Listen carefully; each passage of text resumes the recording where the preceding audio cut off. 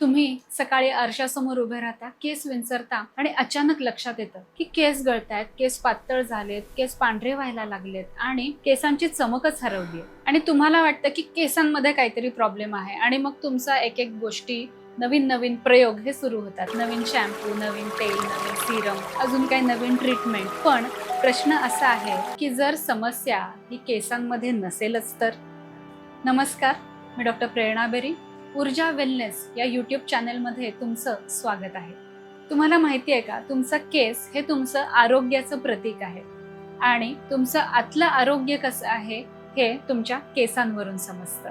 त्यामुळे कदाचित तुमच्या केसांच्या समस्या हे तुमचे आरोग्याचे वॉर्निंग सिग्नल्स हे असू शकतात.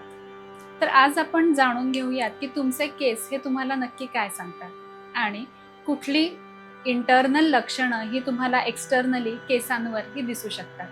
म्हणजे केस हा तुमचा शरीराचा रिपोर्ट कार्ड आहे असं समजा.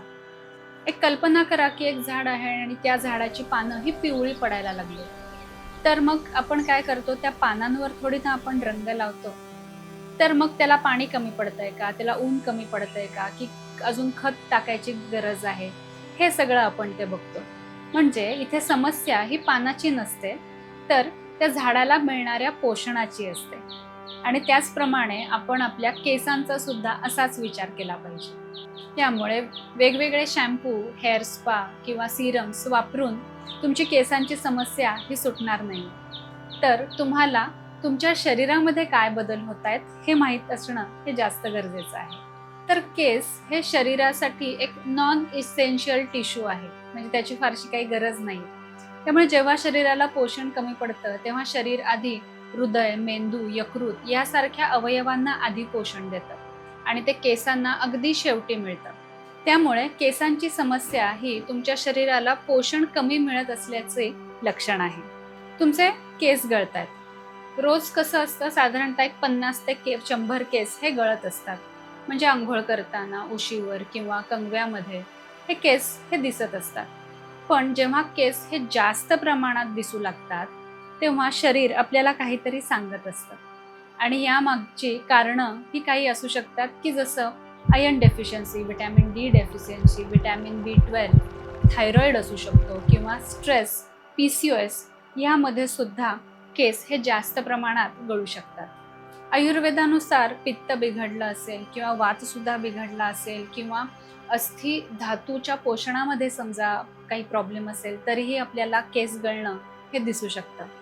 त्यामुळे जरी नुसते केस गळत असतील तरीही तुमच्या शरीरामध्ये तुम्हाला काय बदल जाणवत आहेत हे तुम्ही लक्षात घेतलं पाहिजे. असे हे जेव्हा जास्त प्रमाणात केस गळायला लागतात तेव्हा तुमच्या शरीरामध्ये अजून काय बदल झालेले आहेत हे सुद्धा लक्षात घेणं खूप गरजेचं आहे. आणि जसं मी आत्ता सांगितलं की हे वेगवेगळ्या व्हिटॅमिन्सची डेफिशियन्सी सुद्धा असू शकते. त्यामुळे केस गळत असताना सुद्धा ब्लड टेस्ट करणं हे गरजेचं आहे. आणि नक्कीच तुमच्या डॉक्टरांचा सल्ला घेतला तर तुम्हाला लवकर रिझल्ट्स हे मिळू शकतात. आता माझ्याकडेही जेव्हा पेशंट येतात तेव्हा ती एकच तक्रार घेऊन येते की माझे केस गळतायत. पण जेव्हा तिची हिस्ट्री घेतली जाते तेव्हा आपल्याला समजतं की केस गळणं ही फक्त एक छोटीशी तक्रार आहे. त्याबरोबर तिला अनेक इतर मोठ्या तक्रारी ह्या असतात की ज्या तिने ह्या सोडून दिलेल्या असतात, इग्नोर केलेल्या असतात. यामध्ये बऱ्याचदा असं सापडतं की पचनाच्या संदर्भात काहीतरी तक्रारी आहेत. त्याचबरोबर तिच्या लाईफस्टाईलमध्ये सुद्धा हे बरेच चेंजेस हे झालेले असतात की जागरण आहे किंवा वेळेवर न खाणं आहे. आणि हे जेव्हा सगळं हिस्ट्रीमध्ये घेऊन त्याच्यावर जेव्हा औषध उपचार हे केले जातात तेव्हाच तिला रिझल्ट मिळतात. पण पेशंट जेव्हा येतो तेव्हा पेशंटची एकच मागणी असते की माझे केस गळतायत आणि मला चांगला शॅम्पू द्या किंवा तेल द्या. या व्यतिरिक्त पेशंट दुसरा विचार हा करत नाही.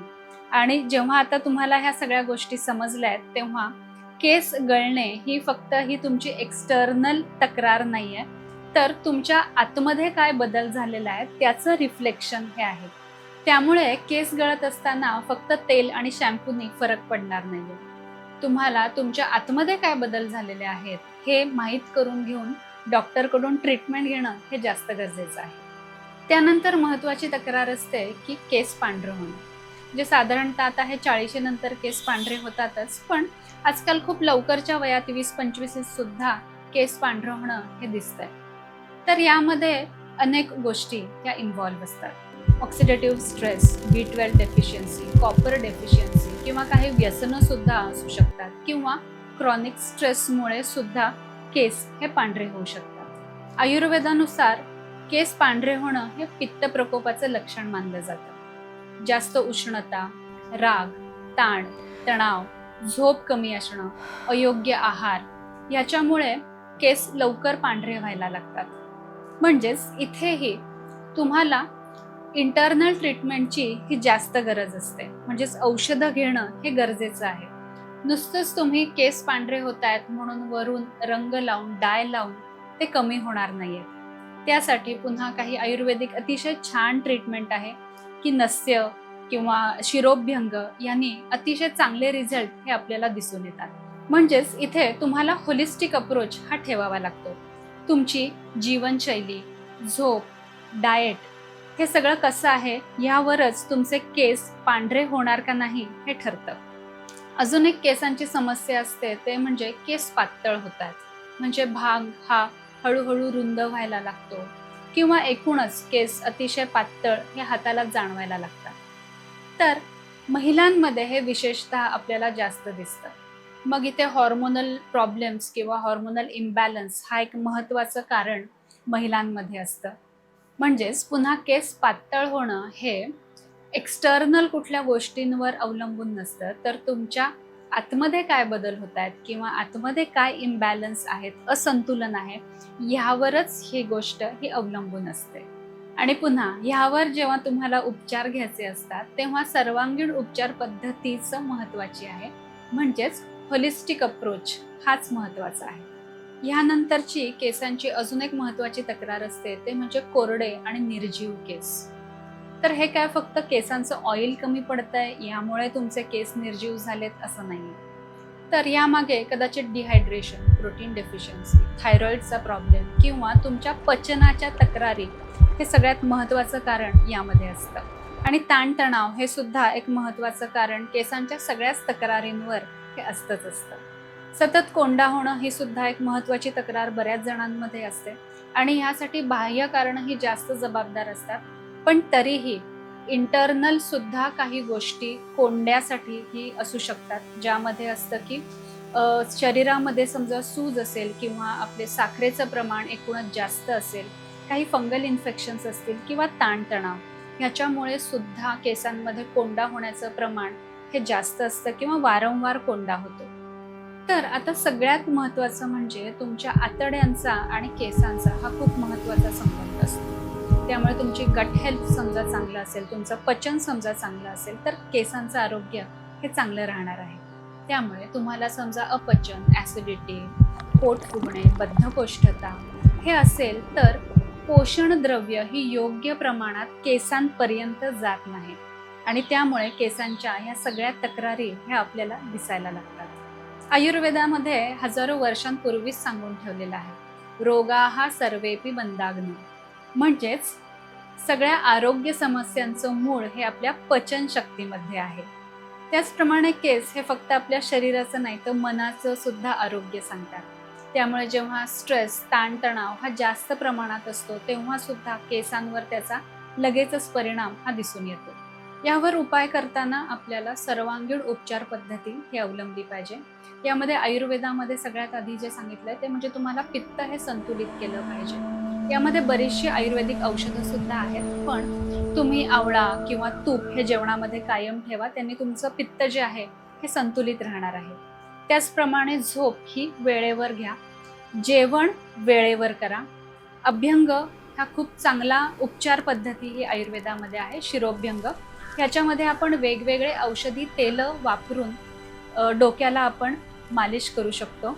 ब्राह्मी तेल, भृंगराज तेल, शतावरी तेल ह्या तेलांचा अतिशय चांगला उपयोग शिरोभ्यंगासाठी होतो. त्याचप्रमाणे पादाभ्यंग म्हणजे पायाला तेल जिरवणे. याने काय होणार आहे तर तुमच्या शरीरातली उष्णता ही कमी व्हायला यांनी मदत होणार आहे. आणि इथेही तुम्ही वेगवेगळी तेलं, औषधी तेलं ही वापरू शकता. आणि शतधौत घृत हे तर अतिशय चांगलं औषध आहे. ह्याने शरीराची उष्णता ही फार लवकर कमी होते. केसांच्या तक्रारीमध्ये तुम्ही नस्य हे पंचकर्म सुद्धा करू शकता. यामध्ये तुम्हाला नाकामध्ये औषधी तेल हे टाकायचं आहे. पण यासाठी तुम्ही तुमच्या डॉक्टरांना कन्सल्ट करून समजा तेल घेतलं तर नक्कीच त्याचा जास्त चांगला फायदा हा तुम्हाला दिसून येईल. शिरोधारा हे सुद्धा अतिशय चांगला उपचार पंचकर्मामध्ये आहे.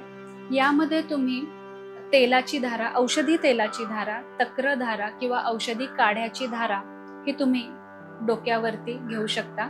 याने ताणतणाव कमी व्हायला तर मदत होतेच, त्याचप्रमाणे केसांच्या मुळांना सुद्धा पोषण मिळून खूप चांगले रिझल्ट्स हे आपल्याला केसांच्या तक्रारींवर मिळतात. आणि अर्थात हे सगळे उपचार तुम्ही तुमच्या डॉक्टरांच्या मार्गदर्शनाखालीच घ्या.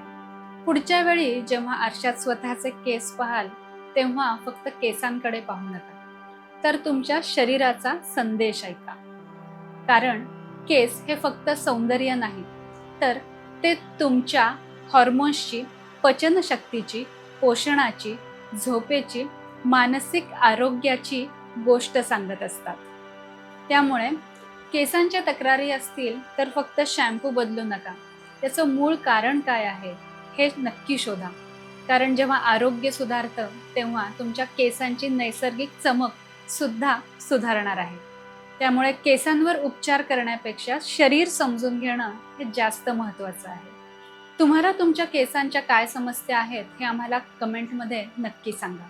आणि हा व्हिडिओ आवडला असेल तर लाईक शेअर नक्की करा.